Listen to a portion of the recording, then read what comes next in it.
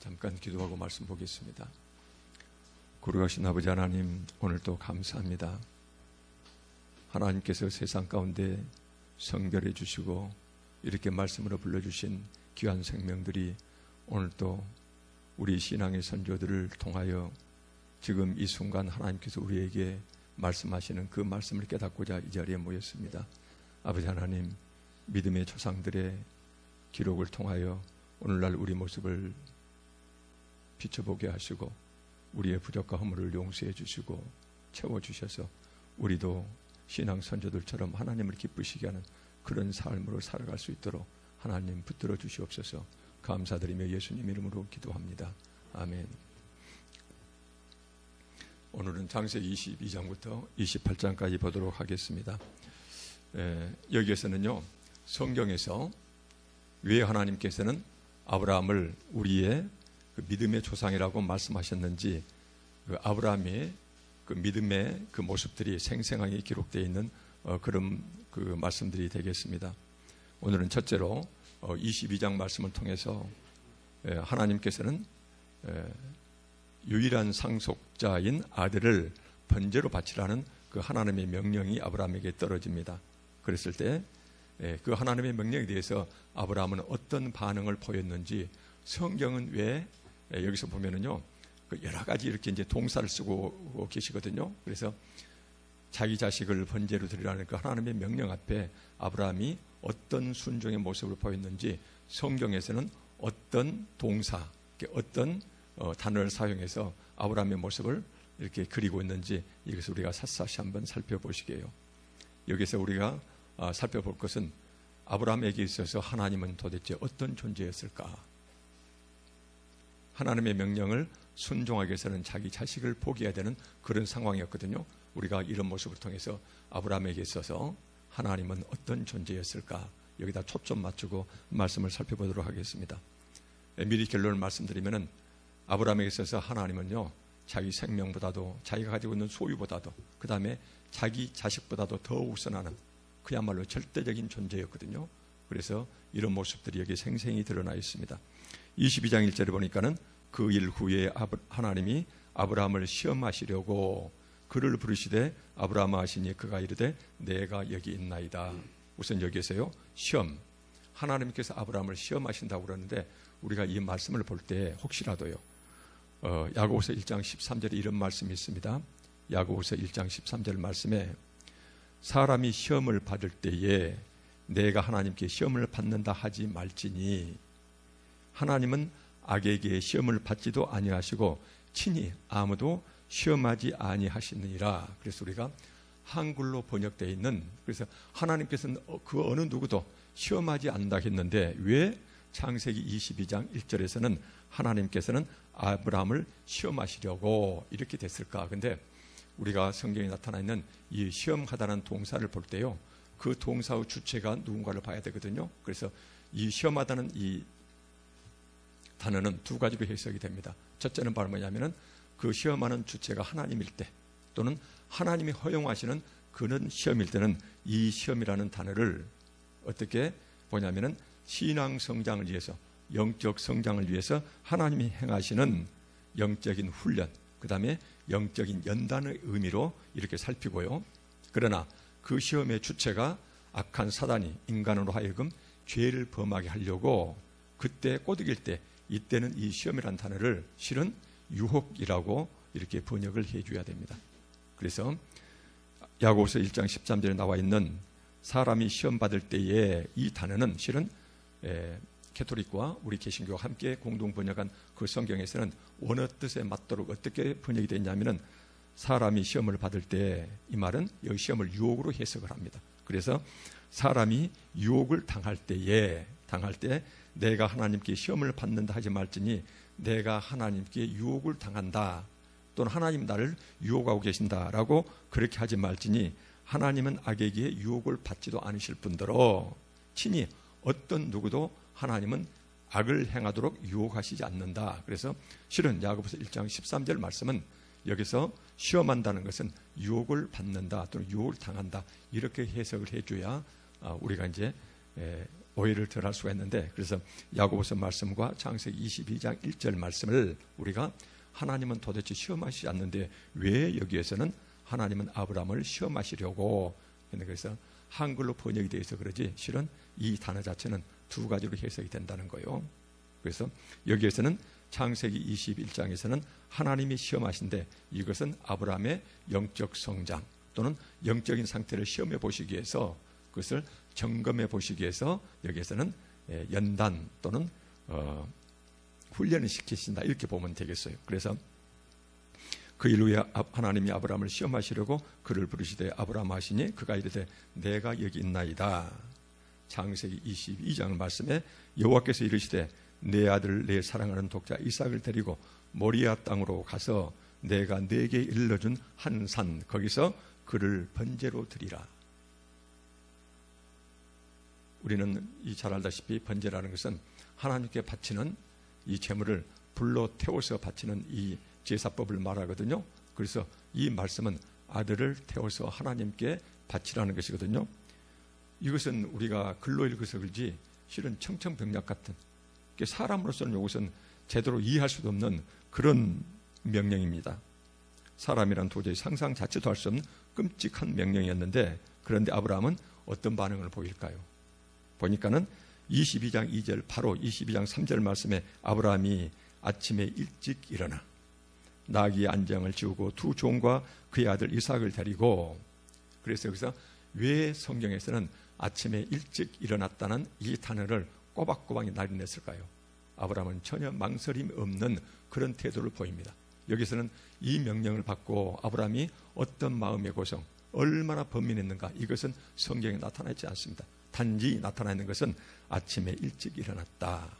그 다음에 두 번째요, 번제에 쓸 나무를 쪼개어. 번제에 쓸 나무를 쪼개요.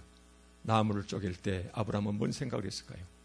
자기 자식을 태워서 죽일 그 나무를 지금 쪼개고 있거든요. 쪼개어 가지고 떠나 하나님이 자기에게 일러주신 곳으로 가더니 이제 움직여 갑니다. 여기 성경에서는 다시 한번 말씀드리면 우리 인간으로서는 도저히 상상할 수도 없는 그 하나님의 명령 앞에 아브라함은 어떤 마음의 고생, 얼마나 번민했는가, 이런 모습은 나와 있지 않고, 그래서 보니까는 아침에 일찍 일어나서 그 다음에 번제에 쓸 나무를 쪼개고 그 다음에 하나님이 지정하신 곳으로 출발해 떠났다라는 이 말씀이 여가 나와 있습니다. 여기에서 우리가 이 동사를 볼 때는 우리가 그저 너무나도 우리 상식에 동떨어져 있으니까 우리가 이 말씀을 볼 때는 실감이 나지 않으니까 그냥 지나칠 수가 있거든요.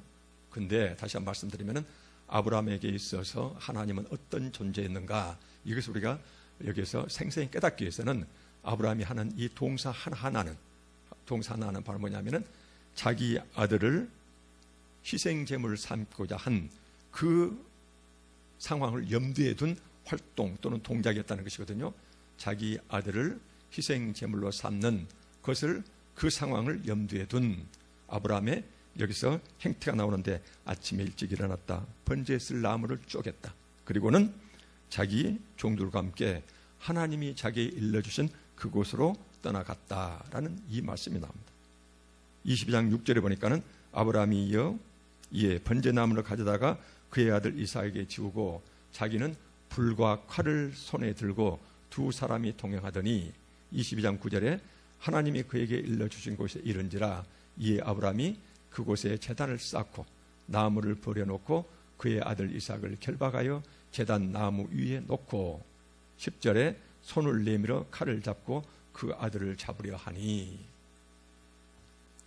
성경에서는 어쨌든 그때 아브라함이 어떤 심정이었는지 그것은 모르지만은 여기에서 보면은 자기 아들을 번제에 하나님께 바칠 그 하나님의 명령을 순종하는 데 보니까는, 다시 한 말씀드리면은 아침에 일찍 일어났다, 자기 아들을 태울 번제에 쓸 나무를 쪼개고 그 다음에 일러주신 곳으로 갔다, 그 다음에 불과 칼을 손에 쥐었다, 그 다음에 그의 아들 이삭을 결박하여 제단 나무 위에 눕혔다, 그리고는 칼을 잡고 그 아들을 잡으려 했다.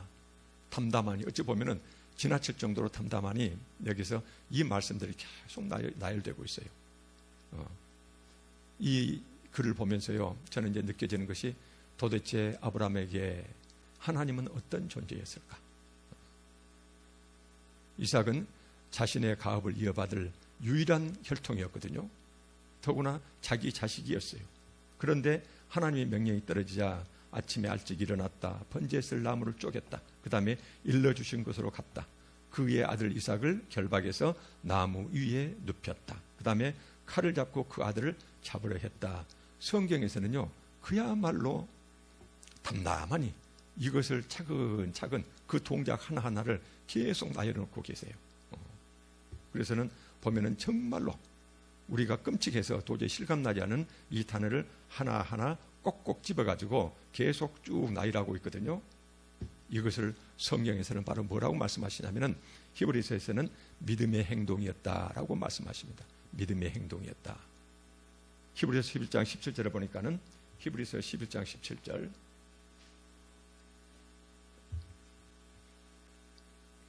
믿음의 조상에 관한 설명을 할 때에 아브라함은 시험을 받을 때 믿음으로 이삭을 드렸으니, 믿음으로 이삭을 드렸다는 말은 믿음이 있었기 때문에 아들을 제물로 바칠 수 있었으니 그 말이거든요. 그 다음에 18절에 보니까는 히브리서 11장 18절에 보니까는 내 자손이라 칭할 자는 이삭으로 말미암으리라 하셨으니, 하나님께서 자기한테 말씀하실 때 네 후손은 그 이삭으로부터 계속 태어날 것이다 라는 그 약속 말씀을 주셨으니, 19절에 그가 하나님이 능히 이삭을 죽은 자 가운데서 다시 살리실 줄로 생각한지라. 여기까지 봤으면요, 이 말씀을 해석할 때 제가 여러 번 들었던 그동안에 살아오면서 들었던 그 설교 말씀이었습니다. 여기에서 보면은 아브라함은 이삭을 데리고 갈 때 하나님께서 이미 양을 준비해 놨을 것이다. 그래서 나는 자기 아들을, 자기 자식을 제물로 바치려는 그냥 가서 신용하면은, 그래서 하나님께서 제물을 따로 마련해 놨으니까 설마 죽이리라고 그런 해석을 했겠느냐, 이제 이런 그 해석을 많이 해요. 그러나 우리가 성경으로 볼 때 보면은 아브라함은요, 하나님께서 자기한테 명령하실 때에 그 명령을 하나님께 한 수 접고 거짓으로 떠본다는 의미로 이 말씀을 팔지 않았어요. 자기는 하나님께 똑같이 자기 아들을 말씀 그대로 제물로 바치려고 생각했고, 그러나 하나님께서 자기한테 약속을 해주셨는데, 네 자손이 하늘의 별들보다 더 많은 허다한 자손들이 생겨날 텐데 그 자손들 후손들은 바로 이삭의 자식들로부터 태어날 것이다 라는 이 약속을 주셨기 때문에, 나는 내 자식을 죽여서 하나님께 번제로 바치면은, 그러면 하나님께서는 그 이삭을 다시 살려내야 이제 후손이 생겨나니까 그렇게 아브라함을 믿었다는 것이에요. 그러면 여기서 우리가 일단 생각할 때 아브라함은 하나님께서 그 명령이 떨어지자 그 명령을 그대로 솔직하게 받았다는 것이에요. 그래서 나는 하나님께 내 아들을, 자식을 우리가 입으로 옮길 수 없는 그 형태로 짐승을 바치듯이 그렇게 바치면은 나중에 하나님께 살려주시겠지. 그러나 자기는 그 짐승을 바치듯이 그렇게 자기 자식을 번제로 바치는 것까지는 자기가 행하려고 거기를 갔다는 것이에요. 그러니까 여기서 보면은 전혀 망설임 없이 그의 아들을 결박하여 제단 나무 위에 놓고 손을 내밀어 칼을 잡고 그 아들을 잡으려 했다라는 표현이 나오고 있거든요. 그래서 여기서는 히브리서 11장 17절에서는 이 말씀은 아브라함은 이렇게 자기가 자기 자식을 하나님께 번제로 바치면은 하나님께서는 자기 아들 이삭을 다시 살려주실 것으로 믿고 자기는 번제로 잡아서 하나님께 바치려고 했다라는 것이거든요. 그래서 결과적으로 히브리서 11장 19절에는 그가 하나님이 능히 이삭을 죽은 자 가운데서 다시 살리실 줄로 생각한지라. 비유컨대, 그래서 비유로 말씀하자면은 그를 죽은 자 가운데서 도로 받은 것, 아브라함은 자기 아들 이삭을 하나님께서 당장 그만둬라 그래서 이제 바치지는 않았거든요. 그러나 결과적으로는 어떻게 해요? 아브라함은 믿음으로 자기 자식을 하나님께 번제로 바친 것과 똑같다. 그래서 하나님이 다시 살려주신 것으로, 그래서 죽은 자 가운데서 다시 살아난 아들을 도로 받는 셈이 되었다라는 식으로 히브리서는 이 상황을 지금 설명하고 계십니다. 자, 그러나 우리가 여기서 보면 히브리서 말씀에 이렇게 나와 있듯이 아브라함이 하나님의 명령이 떨어졌을 때 자기 자식, 유일한 혈통, 그 다음에 자기 친자식인데 이 자식을 하나님께 바치라고 했을 때 문제는 자식을 희생제물로 바치는 문제였거든요. 그러면은 이 아들은 100세 얻은 아들이었거든요. 그래서 이 아브라함에 있어서 이 이삭은 어떤 의미였을까? 근데 따지고 보면은요, 100세 때 도저히 육신으로는 그 아들을 낳을 수 없는 나이였거든요. 불가능한 나이였는데 하나님께서 아브라함을 찾아오셔서 그래서 약속의 씨로 하나님께서는 아브라함에게 이삭이라는 아들을 주셨거든요. 그래서 아브라함은 이삭에 대해서는 하나님이 내 힘으로 내가 인간적으로 얻을 수 있는 그런 상황이 아니었는데 하나님이 그야말로 기적처럼 아들을 주셨기 때문에 이것은 순전히 하나님께서 주신 귀한 선물이다. 그래서 하나님께 주셨으니 하나님께 바친다. 이런 의미로 생각했을 수 있다는 것이죠. 이미 아브라함은 실은 이 자식을 바치기 전에 그전 어땠어요? 하나님이 자기를 찾아오셔서 자기를 선택하고 그 다음에 복된 약속을 주셨을 때 하나님을 만난 순간 아브라함은 고향과 친척과 아버지를 버렸거든요. 처음부터 버렸어요. 그래서 하나님을 위해서는 아브라함은 모든 것을 버릴 수 있고 이런 아브라함이었다는 것이거든요. 그래서 도대체 이런 상황을 보면서요, 우리가 여기서 한번 떠올 수 있는 것은 아브라함은 믿음의 조상이라고 하는데 도대체 아브라함에게 있어서 하나님은 어떤 존재였을까?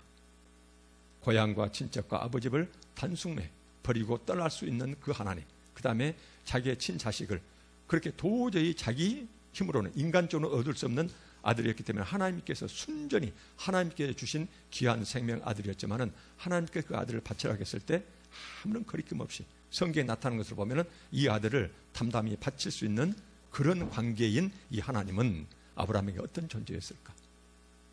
우리가 이것을 한번 떠올려 봤으면 좋겠어요. 그래서 아브라함에게 있어서 하나님은 그런 이 살아계신 하나님은 자기 자식보다도 그 다음에 자기 삶의 온 삶의 근거 고향과 친척 아버지보다도 훨씬 더 귀한 존재였다는 것이에요. 그래서 아브라함은 오직 하나님 안에서만 의미를 찾고 하나님을 떠나서는 그 어떤 것도 의미가 없는 무의미한 그런 절대적인 존재가 바로 하나님이었다. 그래서 오직 하나님만이 최고였고요. 오직 그 하나님만이 온 삶의 소망이었고 그래서 살아가는 이유였어요. 하나님을 떠나서는 온 삶이 자기 자식도 자기 가지고 있는 모든 소유도 자기 온 삶의 근거도 의미가 없는 그럴 정도로 아브라함에 있어서 하나님은 자기 생명, 자기 온 삶, 자기 온 인생의 절대적인 존재였다는 것이에요. 이렇게 따져보면 아브라함에게 있어서 하나님은 자기 생명보다도 자기 친자식보다도 자기가 가지고 있는 모든 것보다도 훨씬 더 귀한 존재였고 자기가 살아가야 될 이유 그 자체였다는 것이거든요. 그래서 이런 것들은 우리한테 얼마나 중요한 시사점을 주는지 모릅니다.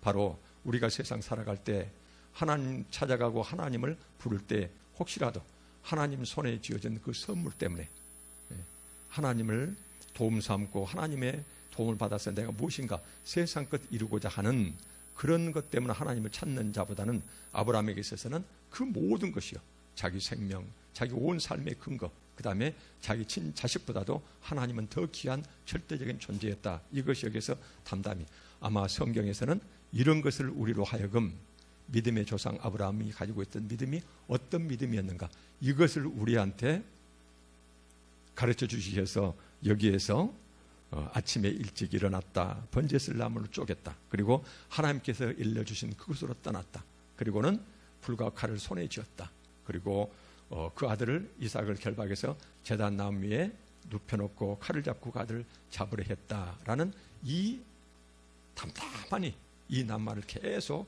이런 식으로 하나님께서 우리한테 말씀을 기록해 놓지 않았는가, 저는 그렇게 이제 생각이 들었습니다. 그러나 어쨌든 여기서 보면 아브라함에 있어서 하나님은 그 어떤 존재보다 하나님의 명령을 떠나서 하나님과 관계가 단절된 아브라함을 상상할 수가 없었거든요. 아브라함은 다시 말씀드리면 자기가 가지고 있는 모든 것, 자기의 온 존재의 근거가 되는 그 모든 것이라 하더라도 하나님 말씀에 불순종해서 하나님과 관계가 단절되는 이것은 그 어떤 것하고도 바꿀 수 없는 말하자면 최악의 상황이었다는 것이에요.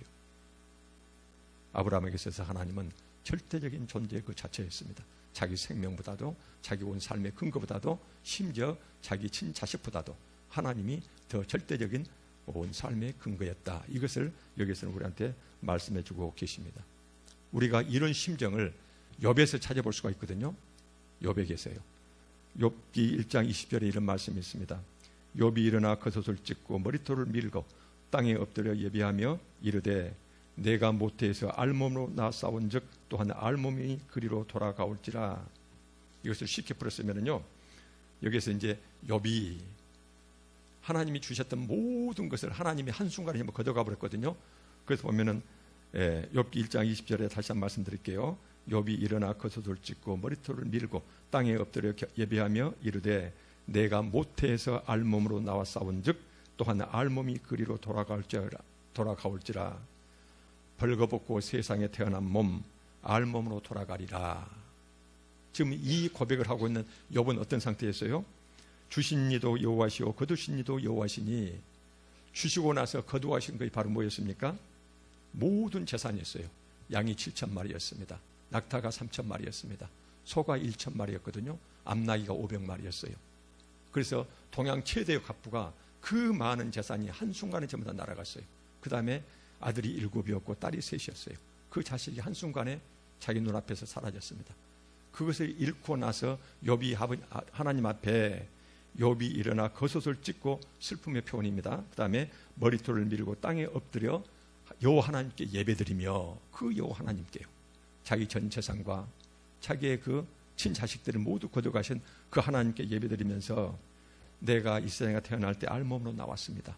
그러니 내가 알몸으로 돌아가겠습니다. 그러면서 주신 이도 여호와시오 거두신 이도 여호와시오니 여호와의 이름이 찬송을 받으실지다.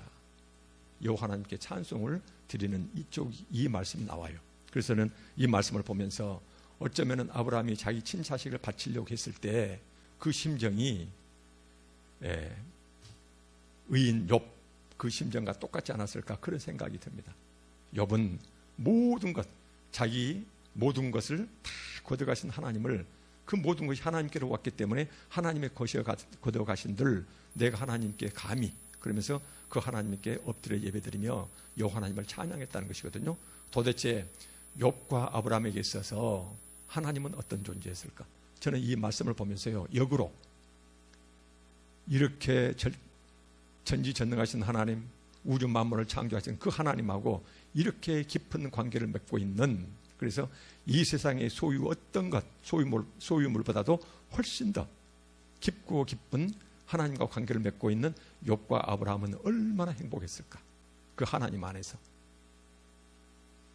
그런 아브라함과 이삭은 우리가 육신 가지고 세상 살아갈 때 세상의 이런저런 조건 때문에 하나님 잃고, 그 다음에 하나님 떠나서, 그 다음 하나님 그 뜻을 떠나서 그렇게 고통스러워하고 힘들어할 것 같지가 않아요. 모든 것이 하나님 안에서 의지할 수 있고 하나님을 의지해서 모든 그 위로를 받을 수 있는 그런 심정이었을 것 같아요. 그래서 저는 역으로 이 말씀을 보면서 욥의 그 심정과 모든 걸 잃은, 그 다음에 아브라함은 유일한 아들 이삭을 바치려고 했을 때는 실은 육신적으로 보면 어때요? 비록 하나님께서 살려주실 수도 있지만 그러나 자기는 이제 죽여야 되거든요. 했을 때 아브라함과 욥에 있어서는 자기가 가지고 있는 세상 모든 것을 다 잃어버리고, 그리고는 그 고통에 극에 달하는, 그 고통에 맞으면 그 지경에 이르렀는데, 근데도 여호와 하나님께 절대 원망하거나 그 다음에 하나님 말씀에 불순종하지 아니하고 하나님 앞에, 그 명령 앞에 꾸역꾸역 나아갔다는 것이거든요. 그래서 하나님께서는 아브라함과 욥에게 허락하신 그 믿음의 깊이가 도대체 얼마였을까? 그런 믿음을 가진 그 두 의인은 얼마나 하나님 안에서 행복했을까? 저는 그런 생각이 들어요. 우리가 그런 믿음을 갖지 못했기 때문에 이것을 보면은 실감이 나지 않고, 그래서 어떻게 하나님이 감히 이럴 수가 있는가, 이제 우리가 이렇게 바라보고 있지만, 그러나 아브라함과 욥의 그 입장이 된다고 그러면은 그 깊고 깊은 여호와 하나님의 의지, 믿음, 그 다음에 신뢰, 그 하나님 안에서 소망 삼고 살아가는 그들은 얼마나 행복한 사람이었을까. 그래서 우리도 똑같이 이런 믿음을 가지고 있으면 얼마나 좋을까. 그래서 우리도 늘 기도하면서 아브라함과 같은 이런 믿음을 주십시오, 그랬으면 좋을 것 같아요. 근데 이것이 우리가 보면은 불가능할 것 같지만은 이제 여러 번 제가 말씀드린다마는 여러분들이 이제 그 초대교회 때요. 초대교회 때 그 숱한요. 매일매일 예수 그리스도를 입으로 신하는 것 자체가 죽음이었거든요.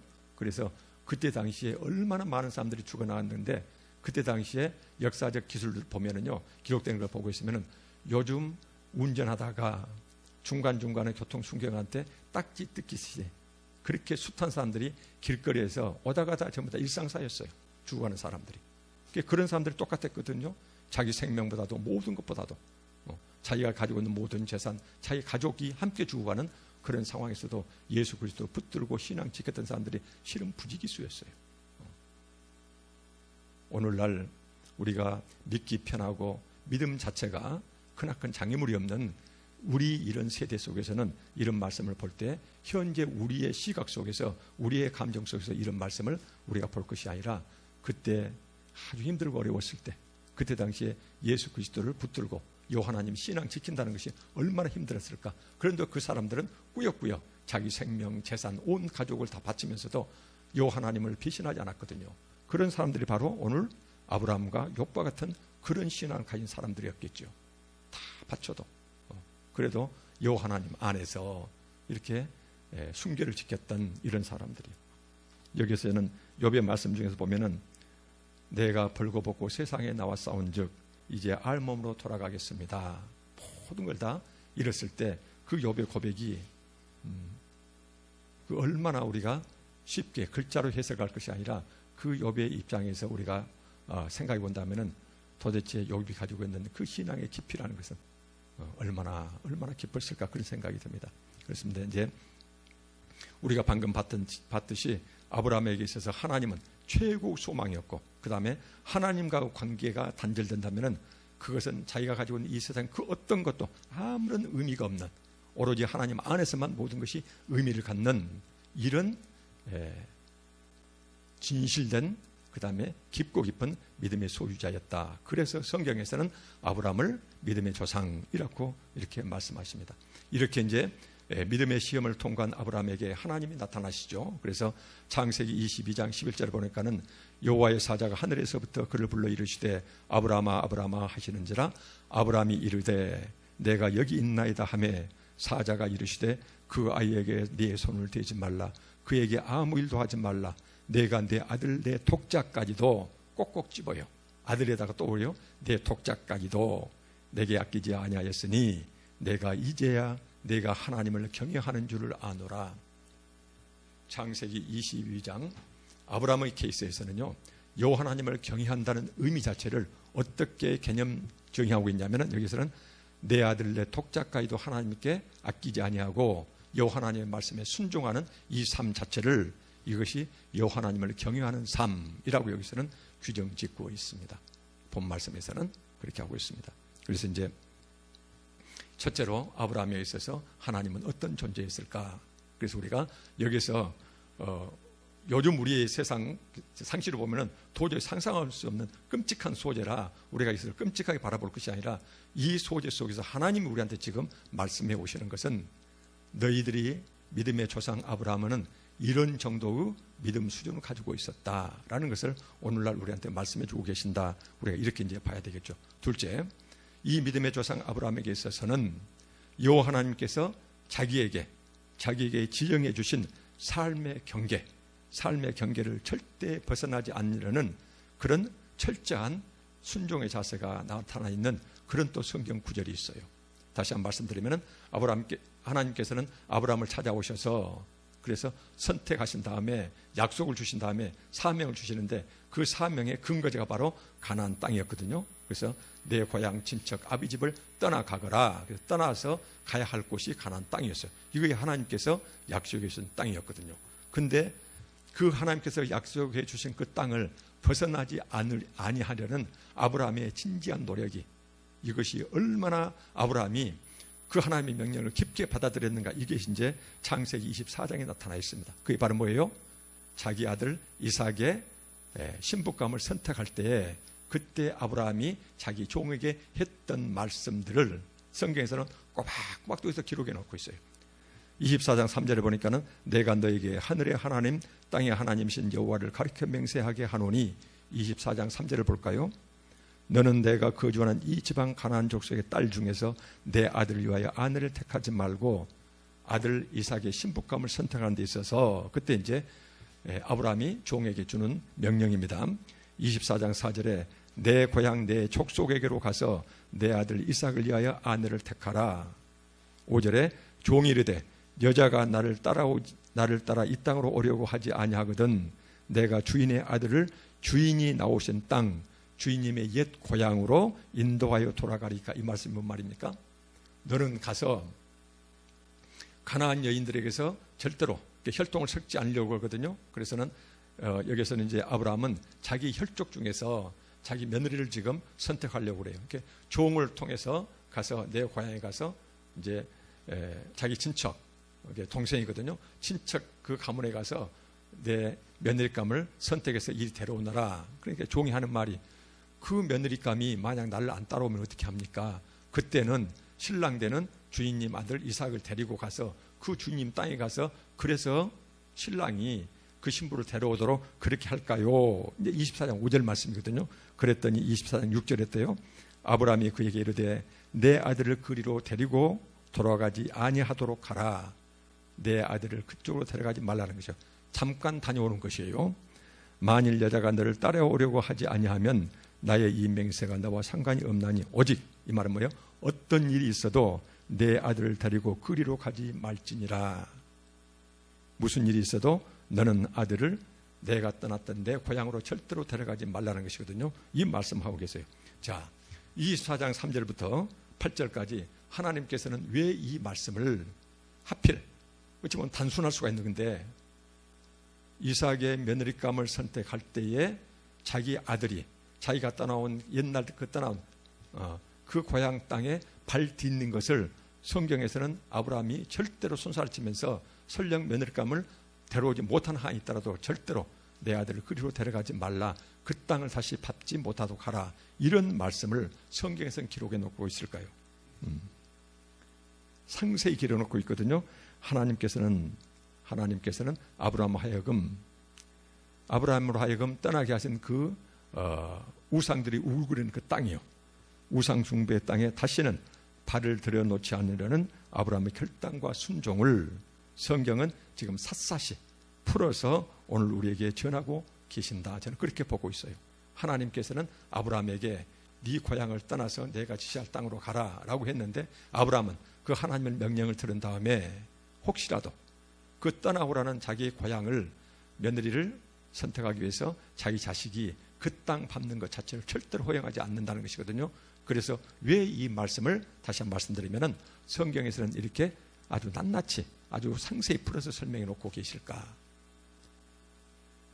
다시 한번 말씀드리면은 하나님께서는 떠나라고 하는 그 땅을 아브라함은 자기 자식이라 하더라도 절대로 그 땅을 다시는 땅을 밟지 못하도록, 그래서 신신당부하고는 이런 말씀을 지금 여기서 풀어서 말씀하여 주고 계신다는 것이거든요. 그래서 우리가 이 말씀을 통해서는 24장 3절 말씀을 통해서는 우리가 여기에서 하나님이 지금 우리한테 말씀해 주시는 것은 바로 뭐냐면은, 우리는 하나님 뜻 안에서 살려는 노력이 얼마나 중요한 것인가, 하나님 뜻 안에서, 하나님의 명령 안에서 살려고 노력하는 것이 얼마나 중요한 것인지를 오늘 본 말씀이 우리한테 해주고 계신다. 저는 그렇게 이것을 이해하고 있습니다. 그래서 하나님께서는 오늘날 우리가 하나님 뜻 안에서 살려고 그렇게 노력하고 수고하고 있을 때 그것을 낱낱이 살펴보시고, 성경에서는 뭐라고 그래요? 생명책에 기록해 놓고 계신다고 그러죠. 이렇게 우리가 이제 이 성경 구절을 우리가 풀이해 볼 수가 있겠죠. 그래서 여기서 오늘은 아브라함과 그 족장의 역사를 기록하기 때문에 여기서 하나하나 깊은 의미를 살펴보다는, 하나님께서는 그렇게 성경에서 누차 말씀하는 게 뭐냐면 아브라함이 하나님, 이삭이 하나님, 야곱이 하나님, 이런 고백을 많이 하고 있거든요. 그래서 하나님께서는 우리 믿음의 조상들을 아브라함과 이삭과 야곱을 그렇게 높게 평하고 계시는데, 그래서 그들의 살았던 흔적 속에서 하나님께서 긍정적으로 평가하시는 이 구절들을 우리가 이 성경 말씀을 살펴보면서 이 말씀을 통해서 오늘날 우리를 살펴보자는 것이거든요. 그래서 다시 한번 말씀드리면 아브라함은 자기 자식보다도 더 귀중한 존재가 온 삶의 의미가 자기 생명보다도 더 하나님의 더 우선이었다. 둘째는 그런 하나님이 자기에게 명령하신 그 삶의 경계, 살아갈 경계를 딱 정해주셨는데 그 경계를 절대로 벗어나지 않기 위해서 그 중요한 며느리를 선택하는 데 있어서도 절대로 자기 아들은 절대로 그리 가지 못하도록 자기 종에게 신신당부하고는 이런 규절들을 하나님께서는 기록해 놓으셨다. 이것이 바로 뭐냐면은 우리가 하나님께 명령하시면은 그 명령대로 순종하며 살려고 하는 우리의 진지한 노력이 얼마나 중요한 것인지 하나님이 귀중히 여기시는지 우리가 이것을 살펴볼 수가 있겠다라는 것입니다. 세 번째는 이제 아브라함을 떠나서 야곱으로 이제 볼까요? 28장에 나와 있습니다. 아브라함의 자손, 약속의 자손인 야곱에게 다가오시는 하나님이요. 그래서 여호와 하나님께서는 아브라함, 이삭, 그다음에 야곱이요. 야곱에게 다가오셔서 그 야곱으로 하여금 하나님과 진지한 교제를 갖도록 영적 성장이 이루어지도록 그 야곱을 점차 하나님의 사람으로 변화시켜 가시는 이 과정이 창세기 28장 10절부터 이렇게 나와 있습니다. 여기 보면은 이 28장은요, 야곱이 그 장자의 그 명분을 사기 위해서 자기 형 에서를 속이고 그래서 자기 형 에서 보복이 두려워서 도망치는 그 상황이거든요. 보니까는 28장 10절에 보니까는 야곱이 브엘세바에서 떠나 하란으로 향하여 가더니 브엘세바에서 하란까지는 지금으로 보면은 약 900km 정도 이제 거리가 된답니다. 900km. 그러면은 여기서 우리 한국으로 따지면은 부산에서 서울까지 왕복하는 거리거든요. 그때 당시에 걸어서 가는 길입니다. 여기에서 걸어서 이 야곱은 간밤에 도망가듯이 형에서 눈을 피하기 때문에 가서 무슨 짐승을 데리고 같이 가고 짐을 싸서 이렇게 도망갈 그런 상황이 아니었어요. 잠깐 어디 다녀오던 시 해가지고 도망치는 이런 상황이기 때문에요. 그래서 900km나 되는 그 먼 땅을 지금 나아가는 상황이거든요. 창세기 28장 11절에 보니까는 한 곳에 이르러는 해가 진지라 거기서 유숙하려고 그곳에 한 돌을 가져다가 베개로 삼고 누워 자더니, 여기에서 성경에서는 11절에서 보니까는 돌을 가져다가 베개로 삼았다라는 이 구절이 나와요. 들판에서 자고 있거든요. 이것이 바로 뭐냐면은 형 에서의 보복을 피해 달아나는 야곱이 얼마나 외롭고도 말하자면은 비참한 신세에 있는가를 성경은 지금 이런 단어를 써서 나타나고 이제 있겠죠. 그래서는 이전까지는 실은 야곱은 자기 조상 아브라함처럼 이렇게 깊고 깊은 하나님과 영적 교제를 가졌다 할지 하나님과 깊은 어떤 관계를 가졌다는 이런 성경 구절이 거의 없습니다. 오늘 이 본 말씀 이전에는 야곱은 꾀가 많은 야곱이었고 그냥 엄마 치마포에 쌓여서 이렇게 행복하게 살았고 이런 것만 나와 있지 하나님과 깊은 영적 교제를 가졌다는 이런 흔적이 없었거든요. 성경에 기록이 되지 않습니다. 그런데 그렇게 편하게 지냈던 야곱은 아브라함이 고향과 친척과 아버지 집을 떠날 때 아브라함은 하나님 찾아오셔서 하나님이 구원했기 때문에 고향 친척 아버지 집을 떠났거든요. 그런데 여기서 야곱은 하나님의 어떤 약속의 말씀 받기 전에 자기 꾀로 형을 자극했기 때문에 그 형의 보복을 피해서 결과적으로 어때요? 아브라함과 똑같이 자기 고향과 친척과 아버지 집을 떠나서 지금 도망치는 신세예요. 그래서 아브라함과 똑같은 이런 신세가 됐습니다. 단 아브라함은 하나님의 약속을 말씀을 듣고 붙잡고 하나님을 믿는 믿음으로 나아갔지만 야곱은 어때요? 그냥 지금 고향 친척 아버지 집을 떠나서 도망치는 신세거든요. 아브라함보다 훨씬 더 비참하고 애로운 이런 상황입니다. 의지할 곳 없는. 그래서 여기서는 해가 진지라 거기서 유숙하려고 그곳에 한 돌을 취하여 베개로 삼았다라는 이렇게 담담히 성경에서는 지금 기록하고 계신 거예요.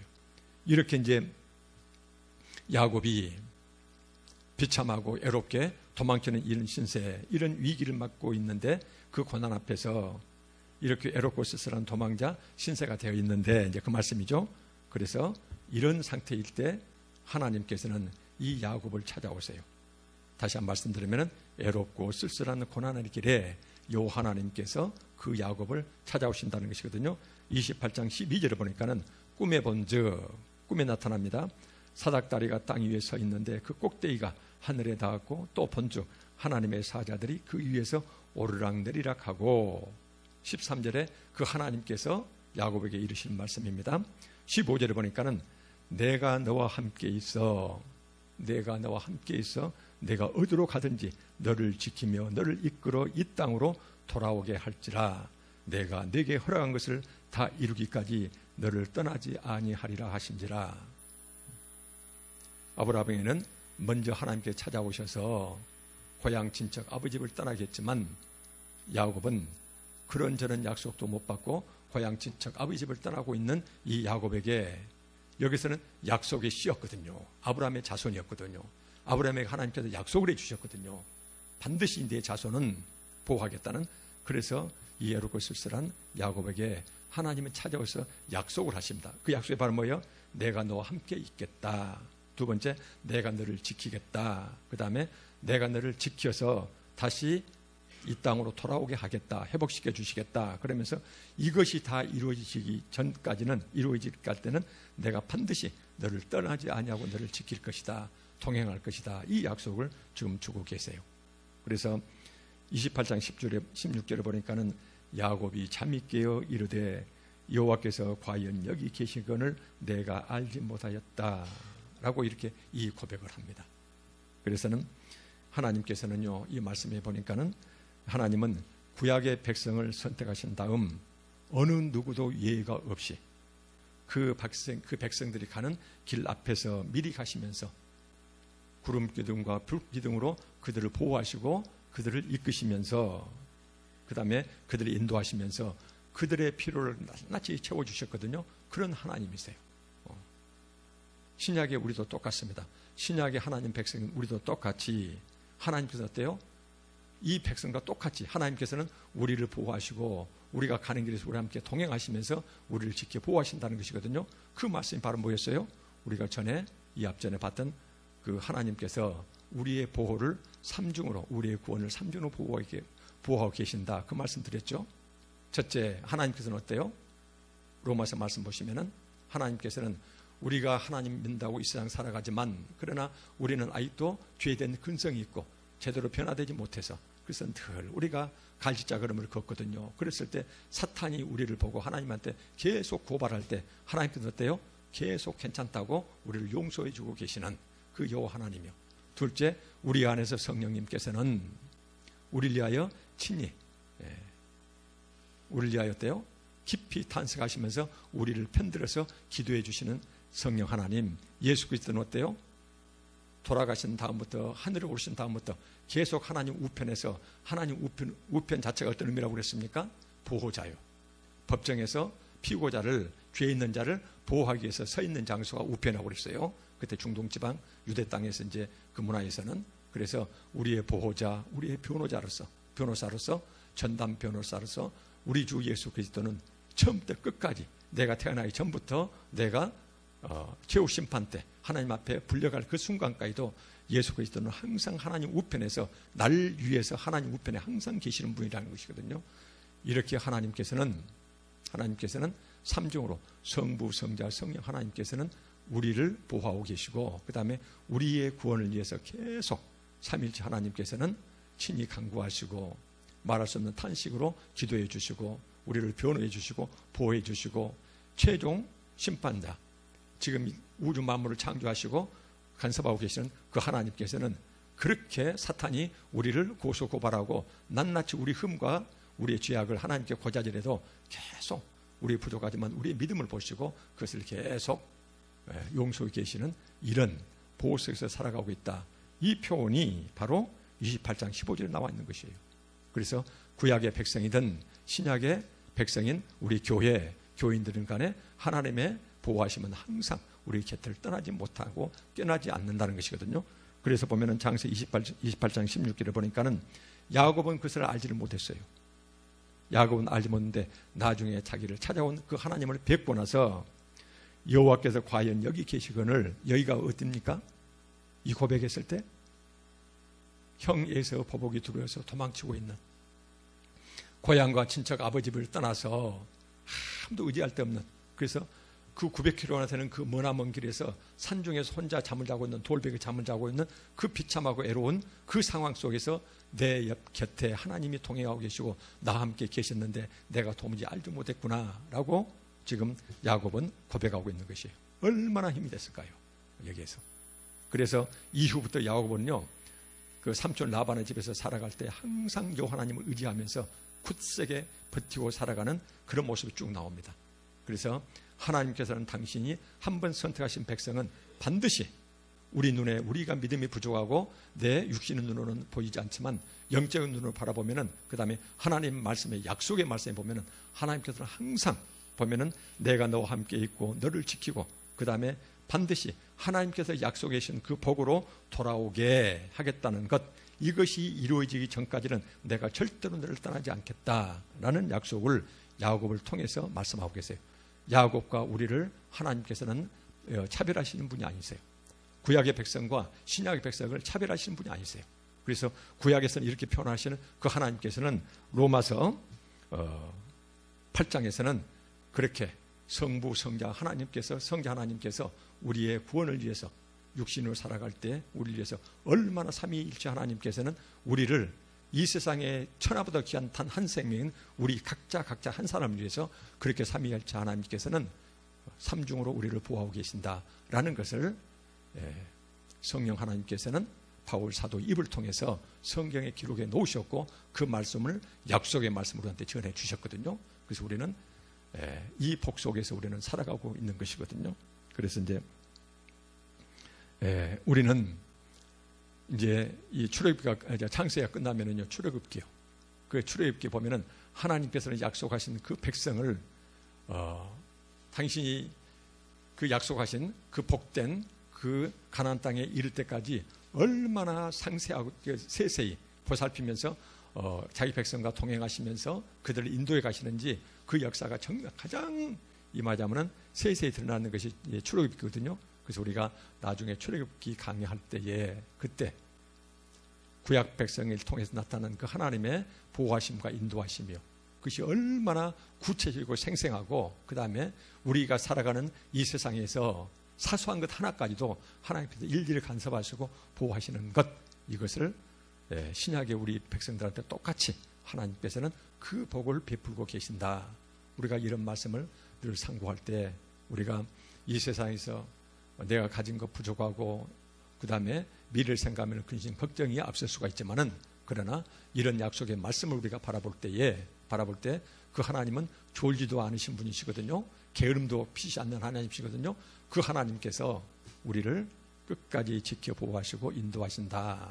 떠나지 절대로, 그 약속하신 것을 이룰까지는 절대로 떠나지 않겠다라는 이런 말씀들을 사분방에서 주고 계시거든요.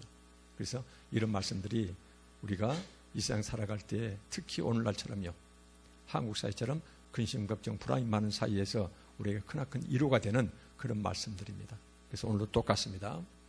아브라함이 하나님을 향해서요, 이 세상 그 어떤 것보다도 자기 존재보다도 하나님을 더 귀히 여겼다는 이 아브라함의 믿음이 얼마나 귀한 것인지. 그래서 우리가 단지 또 하나 욕심낼 것은 그런 아브라함의 행복은 도대체 얼마나 됐을까? 그 하나님의 깊고 깊게 하나님께 뿌리박고 살아가는 그 아브라함은 얼마나 행복할까? 그래서 그런 행복과 그런 깊은 믿음을 우리도 허락해 주십시오라고 우리가 기도해야 될 것. 이 아브라함이 하나님 앞에서 하나님께서 주신 그 말씀에 얼마나 순종하면서 살려고 노력했던가, 이런 것들이요.